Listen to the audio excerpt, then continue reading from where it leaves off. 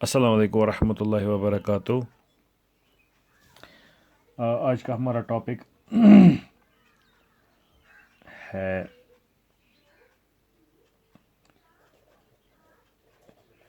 Analysis of circuits.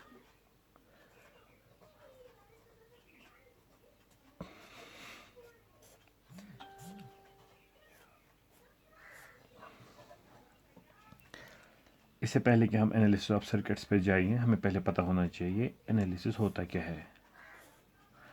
जब भी हम सर्किट्स के साथ काम करते हैं, आपको ये पता होगा कि सर्किट्स जो होते हैं they are actually systems whose components are resistors, capacitors, inductors, voltage sources, dependent and independent, current sources, dependent and independent.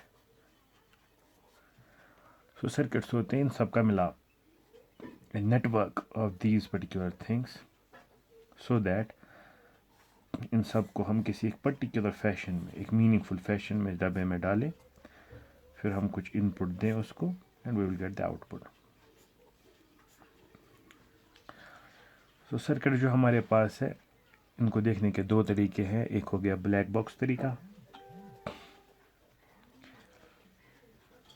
दूसरा हो गया वाइट बॉक्स। ब्लैक बॉक्स हो गया जब हमें कुछ पता नहीं अंदर क्या है, तो हमारा जो पूरा काम है वो खाली किन चीज़ों के साथ है, इनपुट्स के साथ और आउटपुट्स के साथ, और इस चीज़ के साथ कि इनपुट्स पे क्या हो रहा है ताकि हमें कुछ आउटपुट मिले, दैट इज एक्शन।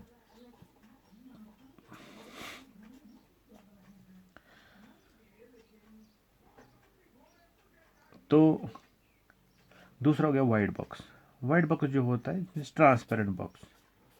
आपके पास बॉक्स ट्रांसपेरेंट है and you know everything what lies inside. तो ये डब्बा है, इसमें आपके पास रजिस्टर लगा हुआ है, यहाँ से कैपेसिटर लगा हुआ है, मीन्स कंपोनेंट्स। आप यहाँ पे इनपुट दे रहे, फॉर एग्जाम्पल वी इन, आप यहाँ पे आउटपुट ले रहे V out. So you know everything, this called white box. तो जो ये सर्किट्स है इनके साथ हम कैसे खेलते हैं, एक होता है हमारा एनालिसिस, दूसरा होता है synthesis.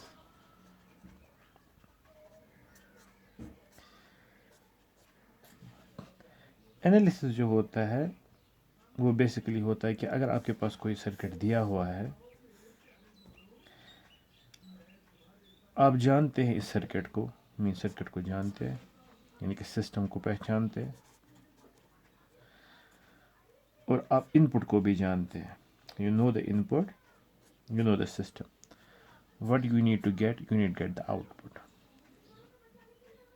It may be output voltage, it may be output current, it may be output impedance, like a resistance, output power, output time, etc. कुछ भी, कोई भी variable at the output. And you might be knowing the input first. So अगर आपको input पता है क्या है, अगर आपको सिस्टम पता है क्या है, तो अगर इनमें से आपको कोई भी चीज़ निकालनी है तो उस पूरी चीज़ को हम बोलेंगे एनालिसिस। सिंथेसिस क्या होता है? सिंथेसिस का मतलब हो गया आपके पास सिस्टम नहीं दिया हुआ है, लेकिन आपको बोला गया है कि अगर आपके पास ये सिस्टम है, तो अगर आपका ए इनपुट है और इस इनपुट के बिना पे ये पर्टिकुलर आउटपुट आना चाहिए, so what should be the system. आप अंदर किस फैशन में लगा देंगे resistors, capacitors, inductors, voltage sources, current source और बाकी चीज़ों को, so that you will get the required output जो आपके पास होगा, उसको हम बोलते हैं सिंथेसिस। सो एनालिसिस और सिंथेसिस। अब चूंकि ये बहुत बेसिक कोड्स है, अभी इसमें हमारे पास जो हमारा अप्रोच रहता है वो स्टेप वाइज अप्रोच है। स्टेप वाइज अप्रोच का मतलब है हम पहले अगर लीनियरिटी से स्टार्ट करेंगे तो हम पहले लीनियर सिस्टम्स पे काम करते हैं और उसके बाद नॉन लीनियर सिस्टम्स पे जाते हैं। इसी तरीके से इनमें से सबसे पहले हम फ्रीक्वेंसी इंडिपेंडेंट सिस्टम्स पे काम करते हैं, उसके बाद फ्रीक्वेंसी डिपेंडेंट सिस्टम्स पे जाते हैं। तो ये एक स्टेप वाइज अप्रोच होता है। सेम वे यहाँ पे सबसे पहले जब हम स्टार्ट करते हैं तो हमारा बेसिक मोटिव ये रहता है कि हम स्टेप वाइज जाए। सो हमारे पास जो सर्किट्स होते हैं उनमें जो हम कंपोनेंट्स लेते हैं वो मैक्सिमली रेजिस्टर्स होते हैं। सो हमारा बेसिक काम होता है इन चीज़ों के साथ। एक तो हो गए resistors,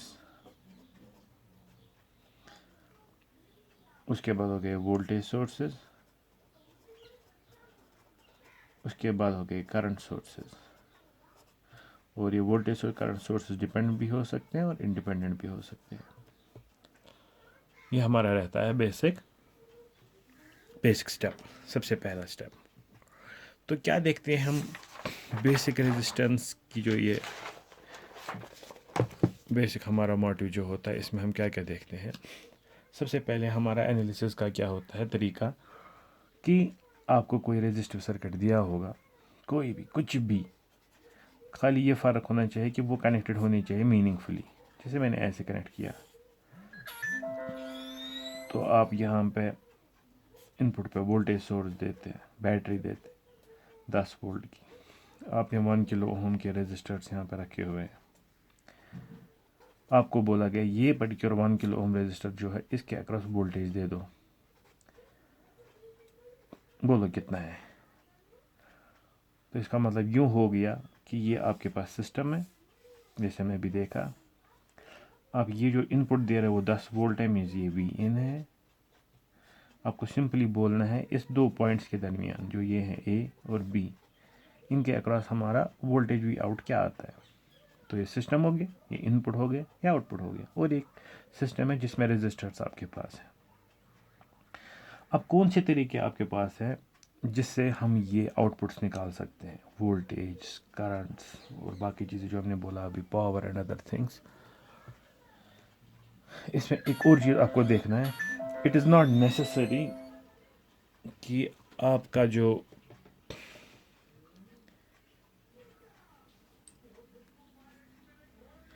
it is not necessary कि आपका जो आउटपुट है वो खाली यहाँ से हो।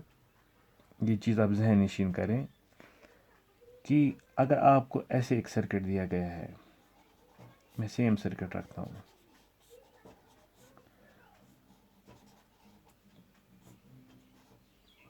और इसमें भी आपको इनपुट दिया है 10 वोल्ट, यहाँ पे ये चारों मान कीजिए हैं। फॉर एग्जाम्पल आपको बोला गया है कि जो रेजिस्टेंस R1 है इसके थ्रू करंट I क्या है और इसके अक्रॉस वोल्टेज क्या है VR1। दूसरे ने बोला नहीं, मुझे बोलो इस 1 के थ्रू यानी कि R2 के थ्रू करंट क्या है और इसके अक्रॉस क्या है वोल्टेज VR2। किसी ने बोला नहीं, मुझे इसमें से निकाल के दो, करंट यहाँ पे क्या है IR3 और इसके अक्रॉस वोल्टेज क्या है VR3। या किसी चौथे ने बोला जो रेजिस्टेंस R4 है इसके अक्रॉस करंट क्या IR4 और इसके अक्रॉस इसके थ्रू करंट क्या है IR4 और इसके अक्रॉस वोल्टेज क्या है VR4। चार बंदों ने चार चीज़ें बोली, तो इसका मतलब आपका जो वी आउट है, जो आई आउट है, क्या वो एक ही रहेगा, खाली ये है यहाँ पे आपका आउटपुट? नहीं, आपको बोला जा सकता है किसी भी एक कंपोनेंट से कितनी करंट है, कितनी वोल्टेज है, कितना पावर डिसिपेट कर सकता है, जिसका आपको बोला गया वही आपका वी आउट बनेगा। तो अगर आपको यहाँ से बोला गया इस रेजिस्टेंस के अक्रॉस कितना है, तो आपको ओब्वियसली इन दो पॉइंट्स के दरमियान वोल्टेज देखनी है, तो ये VR1 वी आउट बन गया। अगर किसी ने पूछा नहीं ये जो आपके पास है 1 किलो इसके अक्रॉस वोल्टेज कितनी है, तो ये पर्टिकुलर पॉइंट 2 जो है ये बन गया आपका वी आउट। तो आपको पूछा जा सकता है किसी भी पर्टिकुलर कंपोनेंट से के अक्रॉस कितनी वोल्टेज है, उसके थ्रू कितनी करंट है, वो कितना पावर डिसिपेट करता है, या कुछ भी टाइमिंग पैरामीटर से रिलेटेड। तो हमारे पास इसकी कुछ टेक्निक्स हैं, कुछ थ्योरम्स हैं जो हमने ऑलरेडी पढ़ी हुई हैं, जिनका हम एक मिक्सड इस्तेमाल करते हैं एनालिसिस के लिए। सो मोस्टली हमारे पास टेक्निक्स होती हैं। और ये हम ब्रॉडली क्लासिफाई करते हैं दो तरीकों की टेक्निक्स में। एक होती है इंट्यूटिव और दूसरी होती है फॉर्मल। और ये इंट्यूटिव या फॉर्मल टेक्निक्स है, इनका जो बेस होता है ये किस पे डिपेंडेंट है? ये सारे डिपेंडेंट है थ्योरम्स पे और लॉज पे। जैसे आपने ऑलरेडी पढ़ा है ओम्स लॉ, वो बेसिक लॉ है जिसके बिना पे हम ये सारे मेथड्स इस्तेमाल करते हैं। इसी तरीके से हमारे पास है KCL किरचॉफ्स करंट लॉ, हमारे पास है KVL किरचॉफ्स वोल्टेज लॉ और बाकी थ्योरम्स। तो इनकी बेस बनते हैं, उसके बिना पे हम कुछ टेक्निक्स डिवाइस करते हैं। अब इंट्यूटिव टेक्निक क्या होता है और फॉर्मल टेक्निक क्या होता है? इंट्यूटिव टेक्निक होता है जिसमें हम किसी फॉर्मल प्रोसीजर का इस्तेमाल नहीं करते हैं, बस अपने दिमाग का इस्तेमाल करते हैं। हम चाहते हैं किसी शॉर्ट तरीके से हम अपना जो आउटपुट है, जो हमें निकालना है, जो हमें एनालिसिस करनी है सर्किट की, वो आसान हो जाए। और दूसरा होता है फॉर्मल। फॉर्मल में आपके पास एक पर्टिकुलर प्रोसीजर होता है, गिवन पॉइंट्स होते हैं, उन पॉइंट्स के बिना पे आपको जाना होता है and then you can get the answer, then you can analyse the circuit. Intuitive techniques में आपके पास कुछ टेक्निक्स जो हैं उनमें है for example reduce and return method या अप्रोच। उसमें आपके पास है एक टेक्निक जो इस्तेमाल होती है, उसको बोलते हैं हम रबर बैंडिंग।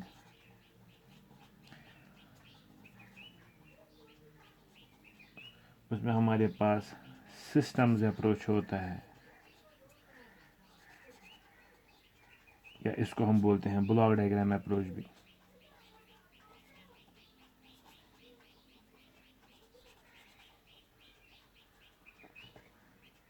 ये नॉर्मली इस्तेमाल करते हैं। और उसके बाद हो गए नॉन इंट्यूटिव टेक्निक्स यानी कि फॉर्मल टेक्निक्स। उसमें आपके पास आ जाता है मैश एनालिसिस, उसमें आपके पास आता है नोडल एनालिसिस,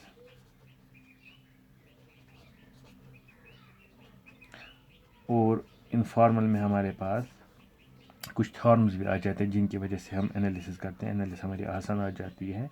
उसमें फॉर एग्जांपल हमारे पास है सुपरपोजिशन थ्योरम, उसमें है Thevenin, Norton theorem, Millman's theorem, maximum power transfer theorem, etcetera, बहुत सारी थ्योरम। सो ओवरऑल ये सारी थ्योरम इस्तेमाल करके या आपके फॉर्मल अप्रोच इस्तेमाल करके या आपके इंट्यूटिव अप्रोच से आप अपना जो एनालिसिस है वो सही कर सकते हैं अपने रजिस्टर सर्किट्स के लिए। और एक चीज़ जो मुझे बोलना है, जो हमारे पास सर्किट्स हैं उनको हम और कुछ तरीक़ों से कर सकते हैं क्लासिफाई। एक तरीका है कि how the resistors are connected.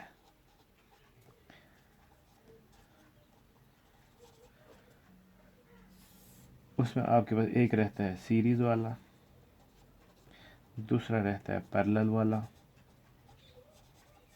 और तीसरा रहता है mixed, that means series parallel combination. इसी तरीके से और एक क्लासिफिकेशन है हाउ मैनी सोर्सेज, कि आपने कितनी बैटरीज या कितने सोर्सेज इस्तेमाल किए हुए हैं। एक हो गया सिंगल सोर्स और दूसरा हो गया मल्टीपल। ये जो हम इंट्यूटिव फॉर्मल या थ्योरम्स इस्तेमाल करते हैं, ये सारा डिपेंड भी करता है इन चीज़ों पे कि आपके पास कौन सा पर्टिकुलर कनेक्शन का तरीका है। क्या आपके पास रजिस्टर सीरीज़ में है कि पैरेलल में है कि मिक्सड है, या आपके पास कितने सोर्सेज जो आपने इस्तेमाल किया है, आपने सिंगल सोर्स इस्तेमाल किया है कि आपने मल्टीपल सोर्सेज इस्तेमाल किए हैं। तो हम इनको एक एक करके देखेंगे। तो सबसे पहले हम चेक करते हैं रबर बैंडिंग टेक्निक को, क्योंकि ये बहुत सिंपल सी है और ये बहुत ही इस्तेमाल होती है ट्रिकी क्वेश्चन में, rubber banding technique. Rubber banding technique का मतलब है, अगर एक पॉइंट है हमारे पास और ये पॉइंट रबर का बना है और हमने क्या किया काम, इस पॉइंट को मैंने यहाँ से फोर्स लगाया बाहर की ओर और यहाँ से फोर्स लगाया। अब ऑब्वियसली जब हम इस पे फोर्स अप्लाई करेंगे एक लाइन बनेगा, मीन असल में यहाँ पे था तो मैंने इसको यहाँ से खींचा यहाँ तक आ गया, यहाँ से खींचा यहाँ तक आ गया, लेकिन असल में ये वही रबर है ना जो एक पॉइंट था। अब मैं खींचने की वजह से यहाँ से लेकर यहाँ तक पहुँचा। तो अगर मैं यहाँ से फोर्स छोड़ूँ, यहाँ से फोर्स छोड़ूँ, ये वापस इसी पॉइंट पे आ जाएगा। ये हो गया रबर बैंड। ये हम कहाँ पर इस्तेमाल करते हैं, ये हम इस्तेमाल करते हैं सर्किट्स में, जहाँ पे हमें देखना होता है सबसे पहले कि हमारे पास कितने नोड्स हैं इस सर्किट में, क्योंकि बहुत सारे ऐसे ट्रिकी क्वेश्चंस होते हैं जहाँ पे आपके नोड्स कम होते हैं लेकिन दिखते हैं बहुत ज़्यादा है। वहाँ पे ऐसी टेक्निक इस्तेमाल करके जहाँ पे हम बोल सकते हैं रबर बैंडिंग टेक्निक, तो हमारा जो क्वेश्चन है वो बहुत आसान हो जाएगा। रबर बैंडिंग टेक्निक में हम आमतौर पे क्या करते हैं, रिड्रा करते हैं अपने सर्किट को नोड्स के हिसाब से, लेकिन वो नोड्स ढूंढना थोड़ा सा मुश्किल होता है, इसीलिए हम रबर बैंडिंग लगाते हैं। पर इलेक्ट्रिकल सर्किट के हिसाब से देखेंगे रबर बैंडिंग को, तो हम सिंपली लेते हैं, चाहे हमारे पास कंडक्टर का एक डॉट हो या एक लाइन हो जो 100 किलोमीटर तक भी जा सकती है, ये सारा जो यहाँ से लेकर यहाँ तक है ये एक ही नोड है, ये सिंगल नोड। इस पर्टिकुलर लाइन से आपको कितने भी टर्मिनेशन निकल रहे हो, यहाँ से वोल्टेज सोर्स भी निकलेगा, यहाँ से करंट सोर्स भी निकलेगा, कुछ भी निकलेगा, लेकिन जहाँ तक ये सारे एक ही लाइन पे आ जाते हैं तो ये सारा यहाँ से लेकर यहाँ तक एक ही नोड कहलाएगा, वही रबर बैंडिंग है। मींस अगर मैं इसको छोड़ूंगा यहाँ से, इसको छोड़ूंगा यहाँ से, ये सारे इकट्ठे आके एक पॉइंट पे जमा हो जाएंगे, तो ये सब कुछ ऐसा बनेगा, एक रेजिस्टर, दो रेजिस्टर, तीन resistor, voltage source, current source और एक resistor. So actually it was a single point, तो मींस एक सिंगल नोड। यहाँ पे कन्फ्यूजन नहीं होना चाहिए। इससे रिलेटेड आमतौर पे क्वेश्चंस आ जाते हैं, चूँकि यहाँ पे आपके बेसिक कुछ थ्योरम्स हैं जहाँ पे इम्पोर्टेंट होता है रेजिस्टेंस कैलकुलेट करना। आपको दिए गए हैं, सर्किट दिया जाता है और आपको बिटवीन 2 पॉइंट्स, लेट सपोज ए और बी, कैलकुलेट करना पड़ता है कितनी रेजिस्टेंस है। जो आपको बहुत ज़्यादा इस्तेमाल होता है RTH, that mean Thevenin resistance के लिए, या नॉर्टन रेजिस्टेंस के लिए, या उसमें थेवेनिन रेजिस्टेंस ही बोलते हैं, उसको निकालने के लिए हमें ये लगता है। तो वहाँ पे भी रबर बैंडिंग टेक्निक का एक अच्छा खासा इस्तेमाल होता है। फॉर एग्जांपल एक ख़ास प्रॉब्लम है जहाँ बोला जाता है ये पॉइंट ए है और ये आपके पास रेजिस्टेंसेस हैं 3 और ये कनेक्शन बी है और इनमें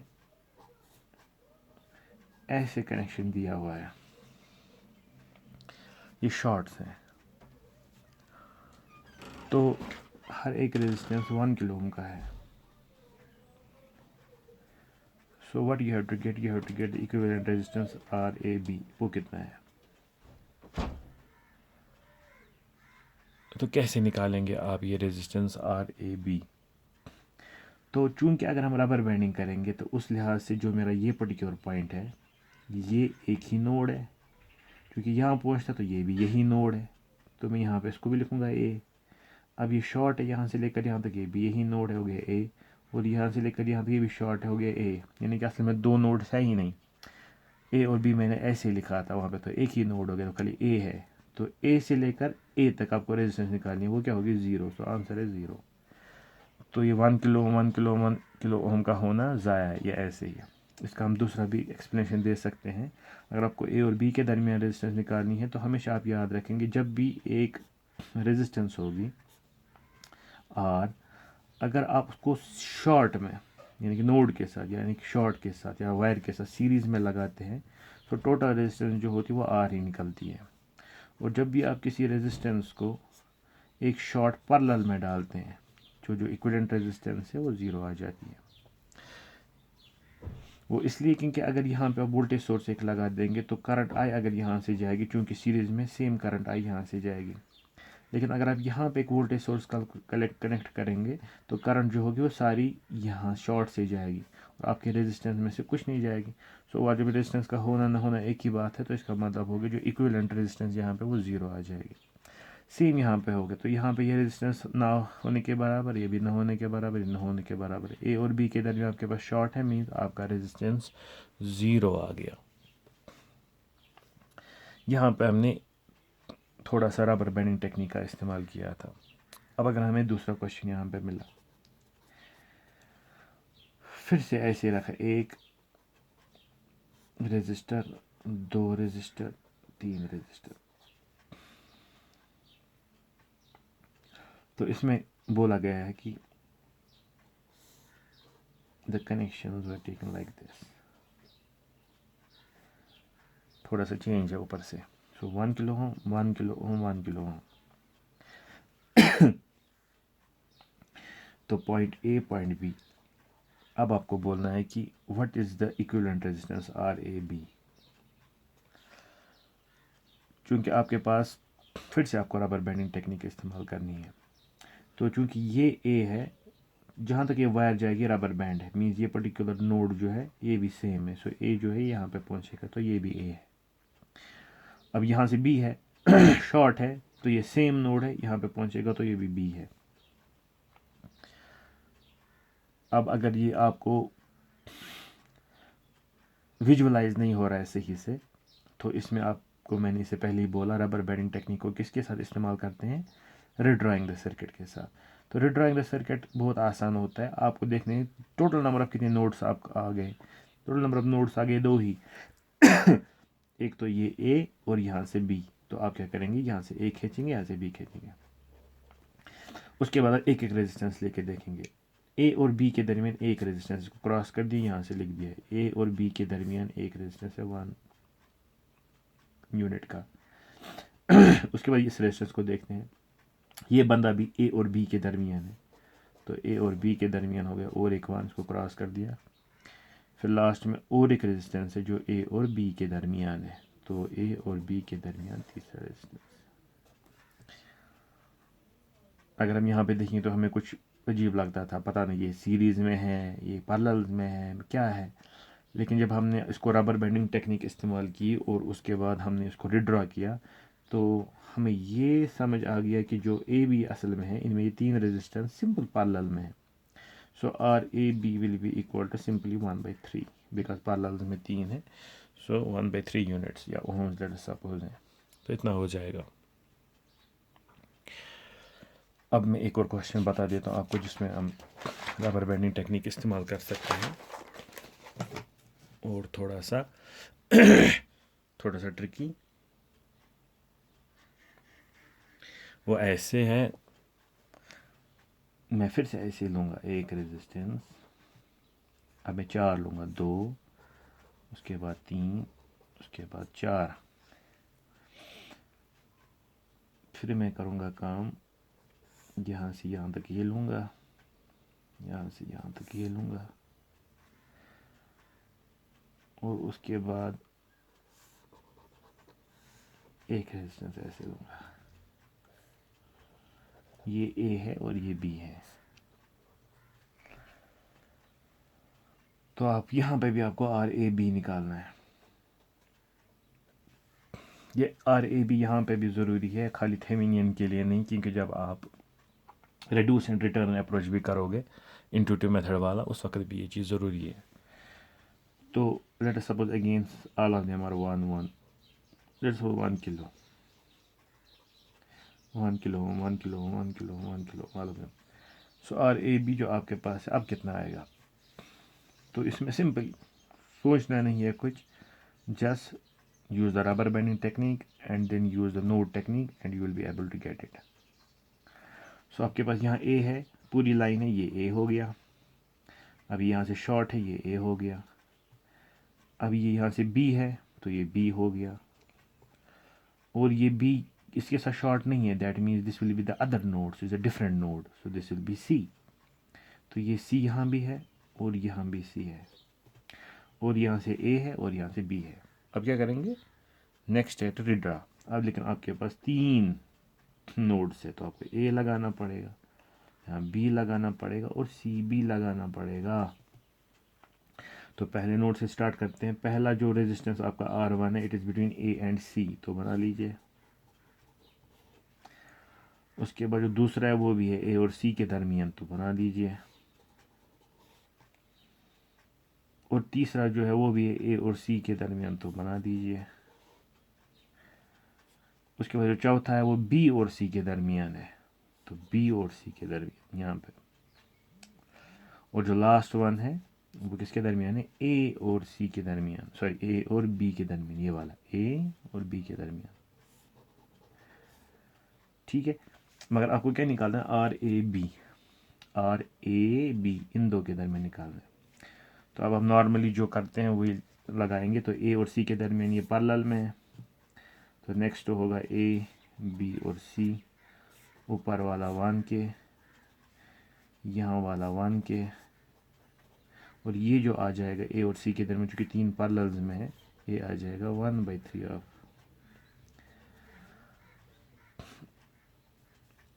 अब उसके बाद ये ए और ये बी, ऊपर वाला 1 के, नीचे वाला यहाँ पे सीरीज़ में है, ए और बी के दरमियान है, तो ये यहाँ पे एक नोड है, तो ये दो सीरीज़ में है, वो हो गया 1 + 1/3 के।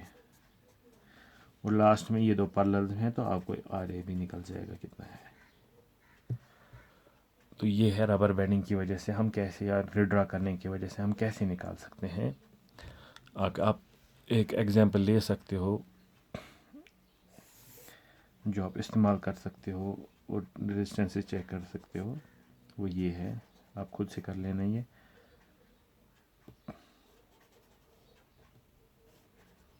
ब्रिज है।